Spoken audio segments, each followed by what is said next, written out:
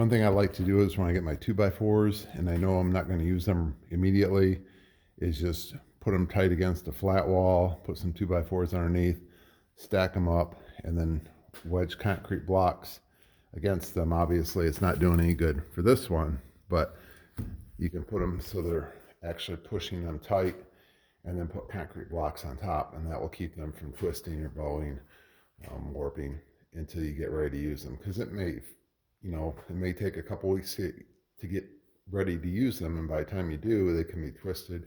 And so then when you do go to put them up on a wall, I really suggest putting this, I believe they call it bridging in between, and that just transfers the load from one to another. But more importantly, it keeps these from twisting or bowing in or out. It kind of keeps them in line. And I found out if you do have one of these that's bowed, by cutting different angles here or here, you can actually pull the wall back straight again, even if you had a bowed 2x4 in it. But as it's dry, as these 2x4s are drying out, the bridging will help keep them in place.